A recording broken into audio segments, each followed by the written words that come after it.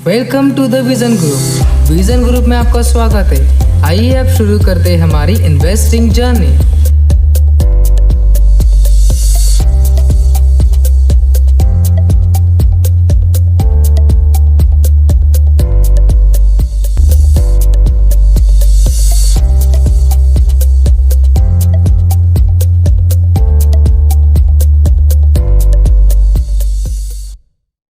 तो अगर आप भी किसी भी स्टॉक की क्वालिटी या परफॉर्मेंस जानना चाहते हैं तो इंतजार मत कीजिए और सीखिए प्रो इन्वेस्टिंग।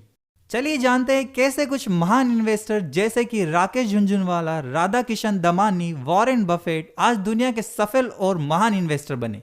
आइए जानते हैं बिना किसी इंतजार के इनके कुछ सीक्रेट्स। हमारा पहला पॉइंट है trading versus investing. Warren Buffett ने कहा है, no matter how great the talent और effort, some things just take time.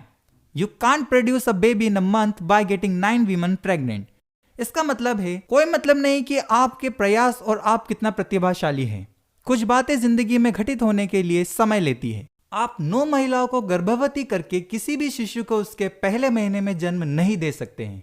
शिशु को जन्म लेने में कम से कम 9 महीने का समय जरूर लगेगा। अब आप इस कोटेशन से समझ ही चुके होंगे कि ट्रेडिंग और इन्वेस्टिंग में क्या डिफरेंस होता है। ट्रेडिंग आमतौर पर वह इन्वेस्टर करते हैं जो रातों रात अमीर बनना चाहते हैं और ट्रेडिंग करके वह अपना भारी मात्रा में पैसा गंवाते हैं, क्योंकि ट्रेडिंग आपको हर दिन एक प्राइस पर किसी शेयर को खरीदना होता है और एक पर्टिकुलर प्राइस में बेचना होता है। और अगर शेयर प्राइस ऊपर गया तो प्रॉफिट और अगर नीचे आया तो इन्वेस्टर को भारी नुकसान उठाना पड़ता है। तो आमतौर पर जो इन्वेस्टर होते हैं वह ट्रेडिंग करते हैं, परंतु एक सक्सेसफुल इन्वेस्टर ट्रेडिंग नहीं इन्वेस्टिंग करता है। अगर हम आपको एक ट्रेडर की डेफिनेशन दे तो एक ट्रेडर एक मजदूर की तरह होता है, वो भी 50%। वह हर दिन सुबह उठता है और शाम को अपनी मजदूरी करके लौटता है और दूसरे दिन वह उठता है और शाम को अगेन अपनी मजदूरी करके लौटता है और उसे हर दिन की एक मजदूरी मिलती है। उसी तरह से एक ट्रेडर होता है, पर ट्रेडर आमतौर पर 50% ही मजदूर की तरह होता है, क्योंकि मजदूर तो कम से कम अपनी मजदूरी पूरी खत्म करने के बाद पैसे तो लाता है, परंतु ट्रेडर जो होते हैं वह उसका कोई फिक्स रिटर्न नहीं होता है कि मार्केट खत्म होने के बाद उसे प्रॉफिट मिलेगा या लॉस। जिस तरह से एक ट्रेडर महान इन्वेस्टर नहीं होता है, उसी तरह से एक महान इन्वेस्टर एक मजदूर नहीं हो सकता है। हमारा सेकेंड पॉइंट है broker tips news versus company analysis. आमतौर पर जो इन्वेस्टर होते हैं वह न्यूज़पेपर पे आई न्यूज या व्हाट्सएप पर फैली टारगेट प्राइस या ब्रोकर द्वारा सजेस्ट की गई कंपनी पर ही इन्वेस्ट करते हैं। पर जो एक सक्सेसफुल इन्वेस्टर होता है वह किसी भी कंपनी में तभी इन्वेस्ट करता है जब वह कंपनी को पूर्णतः एनालाइज कर लेता है। वह किसी भी ब्रोकर टिप्स या व्हाट्सएप पर फैली न्यूज पर भरोसा नहीं करता है। कंपनी को कैसे एनालाइज करते हैं यह हम हमारी आने वाली वीडियोज में समझेंगे। हमारा थर्ड पॉइंट है range analysis versus ratio analysis. आमतौर पर जो इन्वेस्टर होते हैं वह स्टॉक परचेस करते समय यह देखते हैं कि वह शेयर पास्ट में कितना हाई गया था। वहीं दूसरी ओर सक्सेसफुल इन्वेस्टर होते हैं वह रेंज एनालिसिस नहीं रेशियो एनालिसिस करते हैं। यह रेशियो एनालिसिस हमें किसी भी कंपनी की फाइनेंशियल हेल्थ के बारे में बताता है, जिससे हमें यह पता चलता है कि कंपनी को किसी भी प्रकार का लॉस होता है या किसी भी एडवर्स कंडीशन में कंपनी की फाइनेंस की पोजीशन कैसी होगी। रेशियो एनालिसिस क्या होता है और इसे कैसे करते हैं, इसे हम हमारी जल्दी आने वाली वीडियोस में समझेंगे।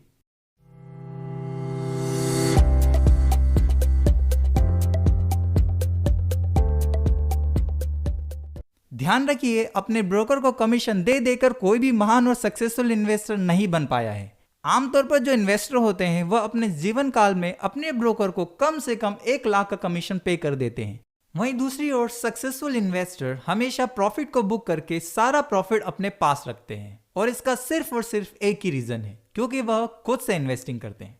तो खुद से इन्वेस्टिंग करने से मत डरिए, क्योंकि अब हम शुरू करने वाले हैं कैसे इन्वेस्टर मल्टीबैगर स्टॉक को चुनते हैं। अब कोई भी एक सक्सेसफुल इन्वेस्टर बन सकता है। और अगर आपको एक सक्सेसफुल इन्वेस्टर बनना है तो सक्सेसफुल इन्वेस्टर बनने के लिए आपको एल्बर्ट आइंस्टीन जैसा आईक्यू नहीं चाहिए और ना ही स्वामी विवेकानंद जैसी मेमोरी।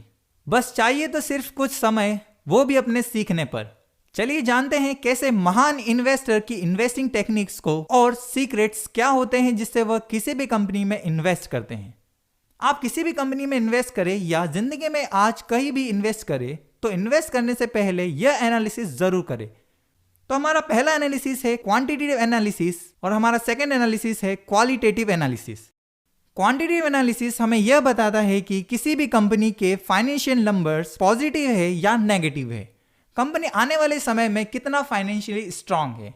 और क्वालिटेटिव एनालिसिस हमें यह बताती है कि किसी भी कंपनी की क्वालिटी कैसी है।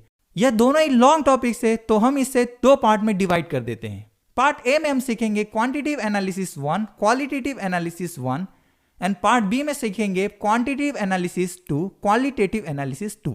इन टॉपिक्स को शुरू करने से पहले आपको स्क्रीनर की वेबसाइट पर आपको आपकी आईडी बनानी पड़ेगी, जिससे हम आसानी से दोनों एनालिसिस कर सकते हैं।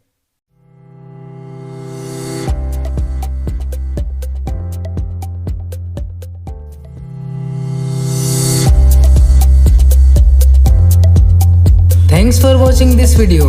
We will meet in our next video.